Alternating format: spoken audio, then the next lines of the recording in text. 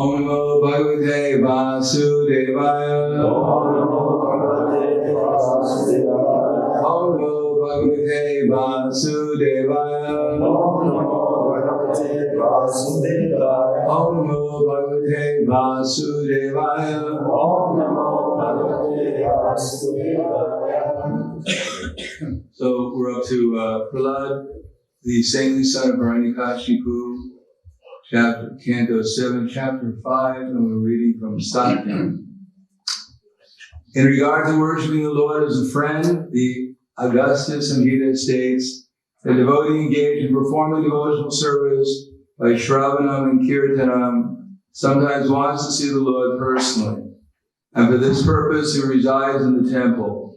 Elsewhere there is a statement, O my Lord, Supreme Personality and Eternal Friend, although you are full of bliss and knowledge, you have become the friend of the residents of Vrindavan.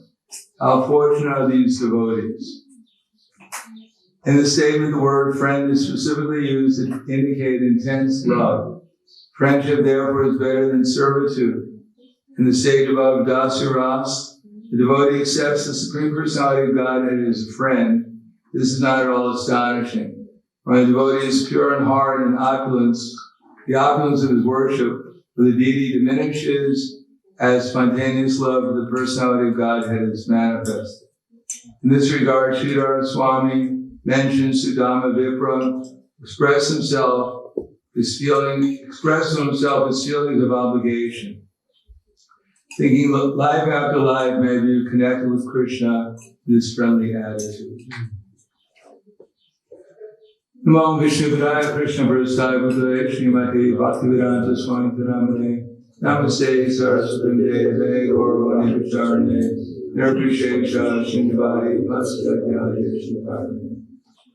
These two relationships between Dasyam and Sakyam are intimately connected.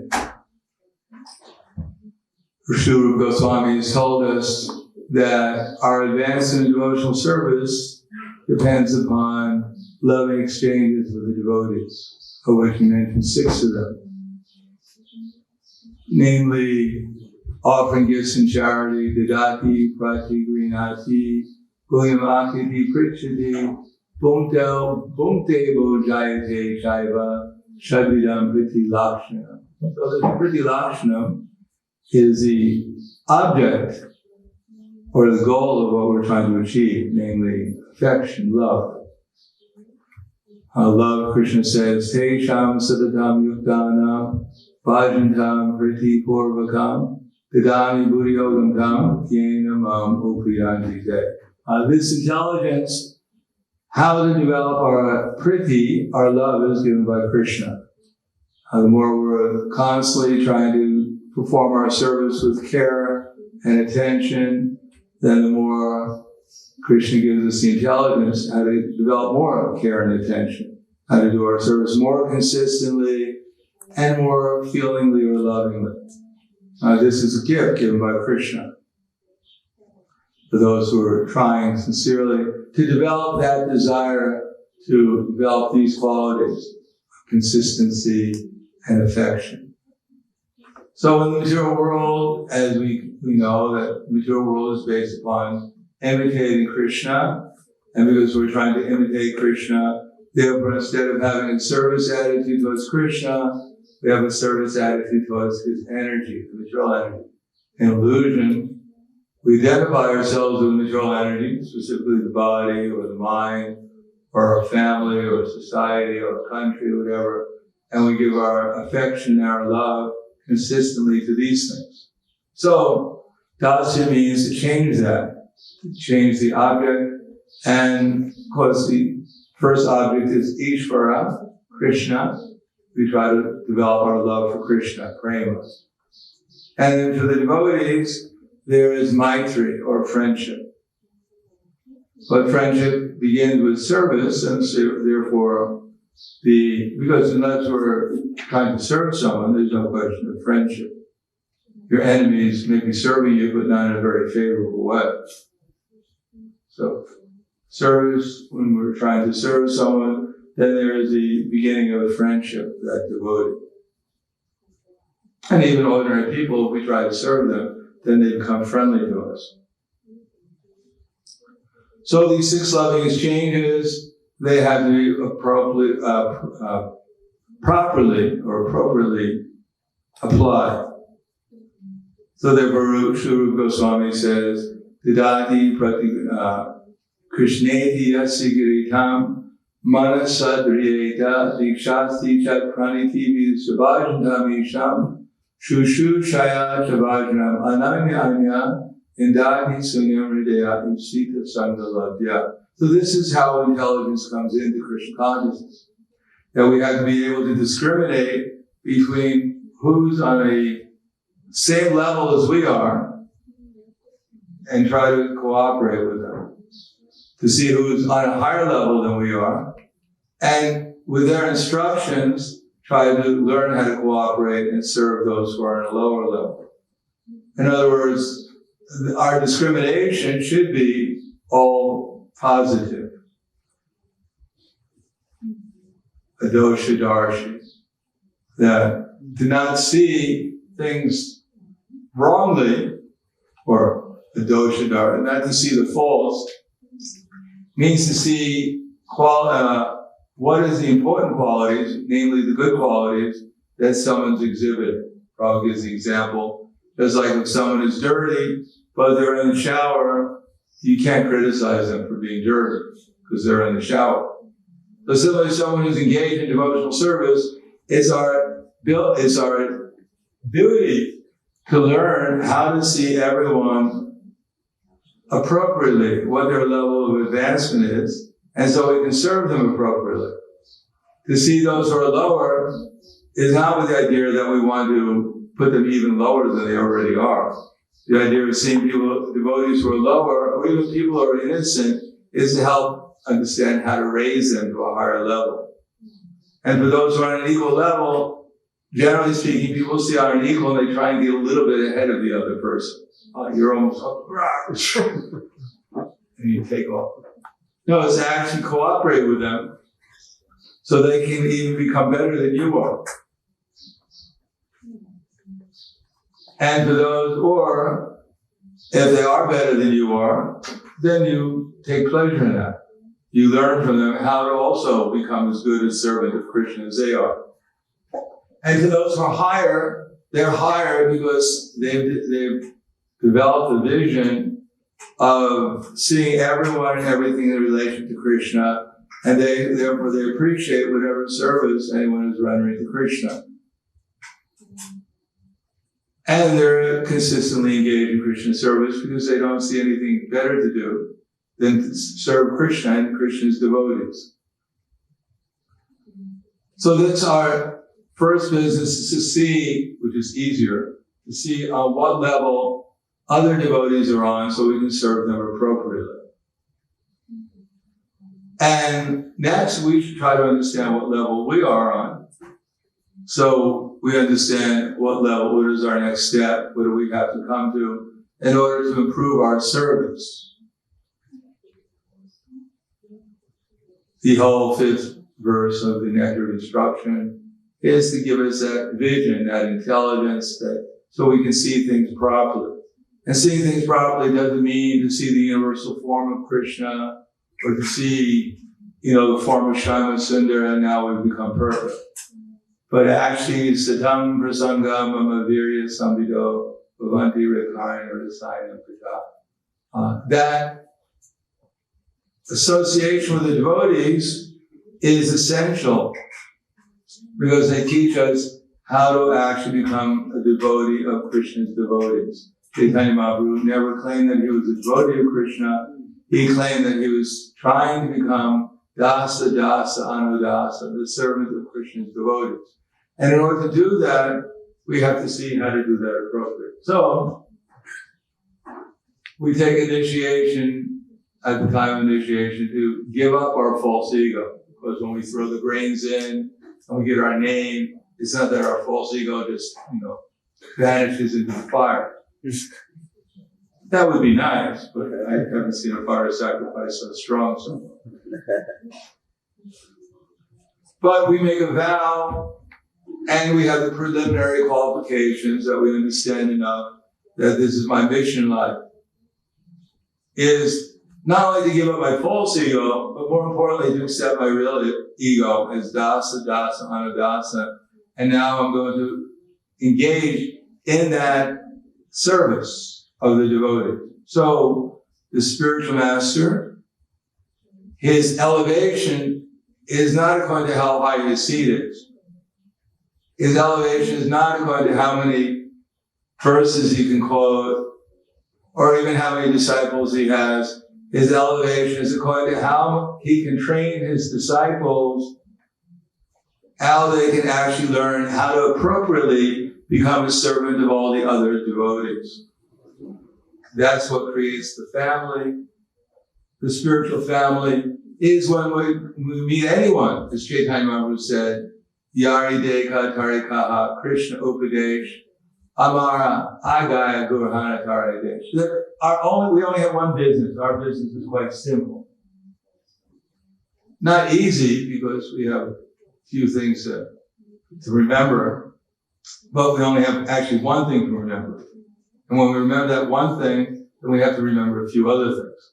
Namely, whoever I see, whoever I meet, then my meditation should be my prayer to Krishna, my prayer to my spiritual master and to the previous acharyas, to give me the intelligence how I can appropriately serve that devotee, to help them make advancement in those loving exchanges.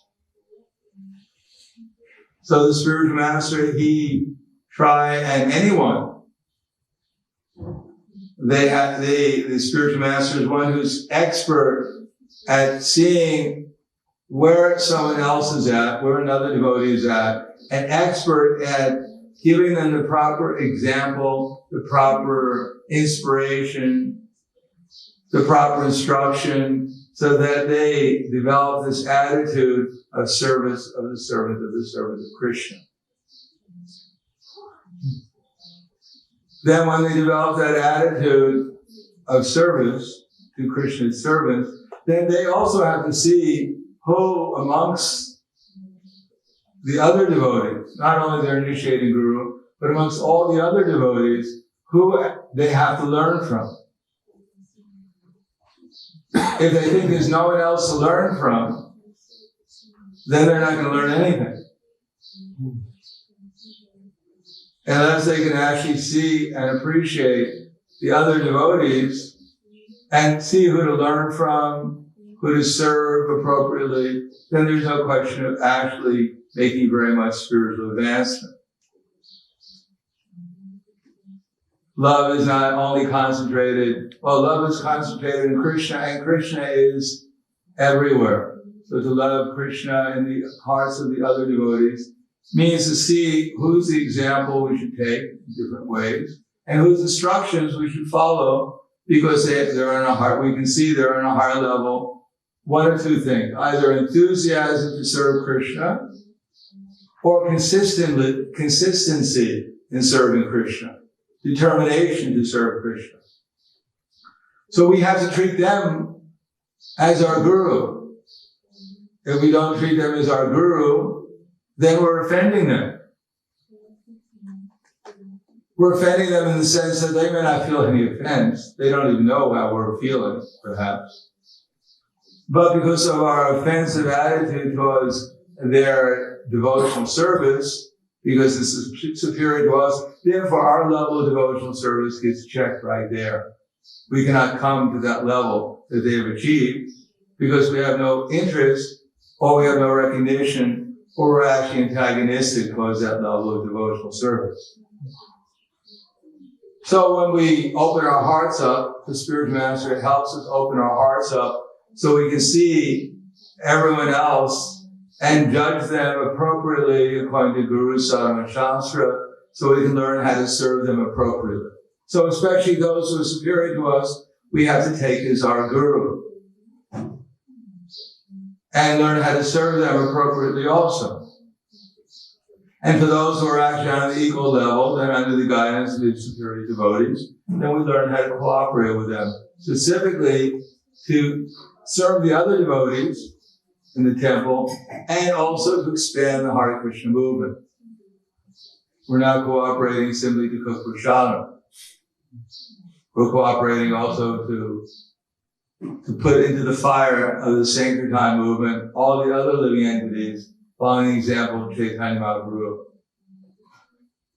And for those who are innocent, then we learn how to give them association in such a way as that they realize that we're friendly, that we're interested, that we want to help them. People are innocent, they're looking for someone to help them. They're needy. But they don't know what their need is, generally speaking. They don't realize that their actual need is to develop love for Krishna. They're giving their love in so many different directions, and no matter how much they give their love, they still feel needy. But when we can give them Krishna's love as his instrument, then people can actually feel that they're actually getting some spiritual nourishment. And when they get some spiritual nourishment, then they'll become interested in the friendship of the devotees, the association of devotees. So service is our basic principle that we have to learn. Material world is a perverted reflection of the service attitude. Everyone came here to serve themselves, and they've gotten entangled in serving so many things which are not themselves and have nothing to do with themselves. So we correctly understand we're servants, and at every moment we have a choice. Either we can serve our gross and subtle bodies and their dictation and other people's gross and subtle bodies, which is all right if we add Krishna to the whole equation. We don't mind serving people's bodies by giving them prasadam, giving them some nice words of Krishna consciousness. We can serve everyone in so many different ways, but we shouldn't forget not only Krishna, but we should not forget Krishna's mission. So, as Maharaj was saying, that we but we honor the disappearance day of our devotees, our advanced devotees in our movement, because a spiritual master has generally two qualities. Hopefully called. Sanatana Goswami, Haridas Thakur, told Sanatana Goswami, he said that and amongst the devotees, there are some that are very strict, and they follow very strictly. And there are others who are very inspirational. They serve to inspire others to become Krishna conscious. He said, well, you're the best of all the devotees, because you're not only inspirational, but you also follow very strictly. So especially those devotees in our society who are prominent, so they become prominent because they follow strictly, they've understood the philosophy of Krishna consciousness, and to whatever extent they could, whoever they met, they try to help engage in Krishna's service. And therefore, the results are that they attracted many devotees to the movement. They were able to set up different projects to help attract devotees to the movement and engage them in these loving exchanges amongst themselves and amongst others. Our society will expand itself unlimitedly when our spiritual masters are seen to be honored because they're instructing others, all their disciples, all their followers, how to love all the devotees in the society appropriately. And although there will always be initiating gurus, but when the initiating gurus and the shiksha gurus, the other devotees who are inspiring the devotees to advance in devotional service, not just officially, we don't need just official gurus. The initiating guru doesn't have to have an official title. For the disciple, the inspiration he gives, and the example he gives is sufficient to help the disciple in advance in devotional service. But because we're neophytes, in general, devotees are neophytes, therefore they need some discipline also. They need some regulation. Their minds are not always so steady. So there should at least be one devotee that they have a service attitude towards. And then they understand as soon as they have some negative attitude or some negative feeling, their intelligence checks and says, no, don't go there. so that one learns the appropriate service attitude towards Krishna. Because without that appropriate service attitude, one cannot advance in Krishna consciousness. But we have to develop that service attitude towards so many devotees, so that when we see another devotee who's actually are inspirational to us, instructing us, then when the mind goes, no, don't go there also. Don't go here instead. Go to something positive, appreciation. And when we develop that amongst our seniors and can see that not only, no, I can't criticize, I'll go to hell. When I go to hell, it's warm enough in here. No, we have to become positive, loving, appreciative. Love is not just, oh, Krishna. Oh. No, love in its most elementary form is some appreciation, some recognition, some respect. Then love can develop from there. So when we can actually see our Shiksha Gurus and our Diksha Gurus and honor them appropriately, then the result will be that we'll be able to honor each other appropriately also, those who are on the same level. Then we'll take inspiration from their example, how they interact with each other, devotees on a higher level, their loving exchanges with each other, and then we'll try to duplicate that same loving exchanges amongst those who are equal. And we feel those loving exchanges amongst those who are equal and see the loving exchanges and the example of the instructions of those who are higher, then we'll want to bring others into the spiritual family. Then we'll have some gift for them. Not only to give them a book and give some loving exchanges in the form of Lakshmi Devi, but also loving exchanges on every level. It won't stop there. Thank you for the Lakshmi. We'll see you next week on the street. Then we'll actually want to bring them into the temple. We'll want to bring them into the association doors. We want to demonstrate to them the loving exchanges of those who are superior, the loving exchanges of those who are equal, and the loving exchanges we have with them.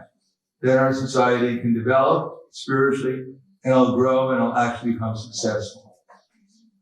So I'll stop there. Thank you. Any comments or questions? Just a comment. Okay.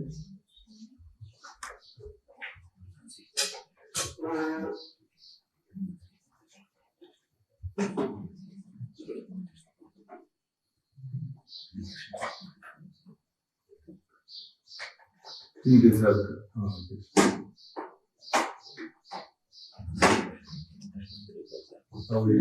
just ask and then you repeat the question for the audience. No, not questions, comment. Go ahead and take this one. Okay.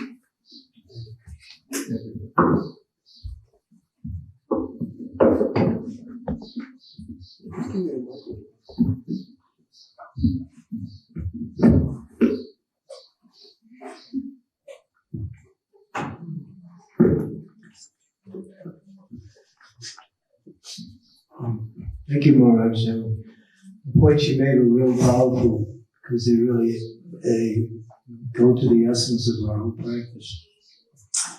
But all I wanted to say was kind of like emphasize and reiterate one point you made, and that is the loving exchange between devotees and how that really affects people, new people when they come.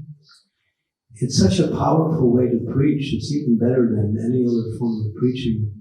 When new people come in and they see how close and how, what we say, caring the devotees are to each other, they actually really want to take interest and actually become a part of it. We've seen that many times, and we've seen the opposite when it's not there, how people become more distant when they see the devotees are not cooperating or working together or having that exchange. So I just wanted to make that point because I think it's the most very powerful point that by developing that, which is the mood of devotional service, we really can bring so many new people in just by that mood alone. And then they're ready to hear more and more, oh, these people are so loving to each other, caring. We want to know what is their lifestyle, what is their philosophy. So I just wanted to make that point. Thank you. Any questions? You have a question? Is it working? Yeah.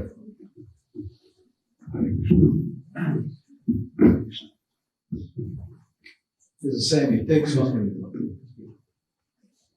from no one. And there are so many people who are so different. How can we accommodate different natures of people with different tastes and convictions?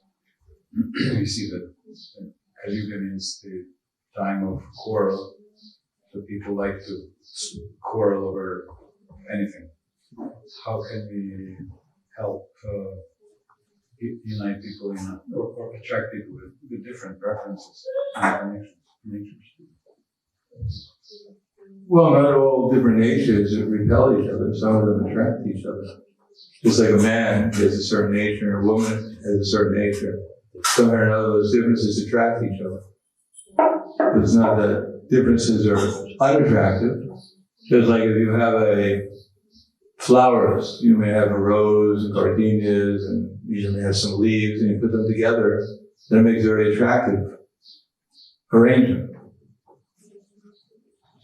And Prabhupada used to say the way of doing that is everyone has the same center, because everyone ultimately has the same center interest. No matter what our varieties are, the center interest is Krishna. So when we focus our minds on Krishna, pleasing Him, then all the different varieties of how to please Him, they become actually attractive when they're put together. When the center is Krishna, then all the varieties actually please Krishna more. And because Krishna is pleased more, the varieties please everyone more. Anything else?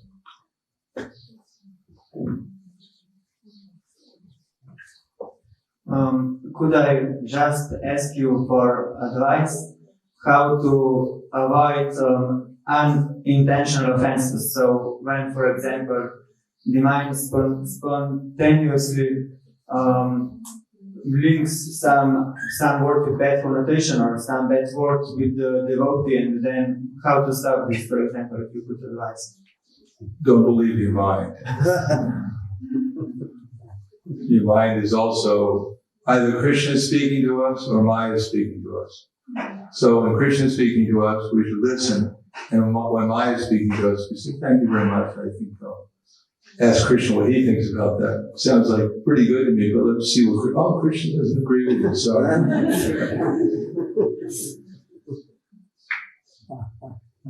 So we have, eternally we have, well, in the conditioned life we have two associations, so we should read Prabhupada's books, we should hear from the devotees, and so we can understand which voice is speaking to us. And if one voice is speaking to us, and it doesn't sound very proper, then we have to ask Krishna for the positive viewpoint. And when we get that positive viewpoint, then we'll think, well, Maya, I think you should listen to Krishna. Have you read Bhagavad Gita? Could help you, you know. Yes. I have a similar question. Yesterday, one devotee glorified one other devotee in my presence to me. I mean, I was his audience. And then he invited me to join, but this was more like a command now, and I didn't feel very much like joining him into this glorification. And I said to him, I cannot do it. This devotee might, or I'm sure he has all those qualities, but I don't feel like doing it on command. And especially this devotee is part of our establishment, so especially I don't feel it like glorifying on command somebody who is like official authority, because it makes me like a flatterer or whatever. So what about that? Where we are in such a situation? Your life is complicated. So, if we don't know what to do, then just say Hare Krishna. That's also glorification. When Dhruva Maharaj was about to leave this world, then a Vaikuntha airplane came, Death personified came, and bowed down before Dhruva Maharaj. He stepped on the airplane, on Death personified, before he got onto the airplane. But when he was on the airplane, he was so overwhelmed, he didn't know what to say. So he just said, Hare Krishna. And that was sufficient. All right, anything else? Thank you very much. Grantaraj Srimad Bhagavatam Ki Jai. Srila Prabhupada Ki Jai.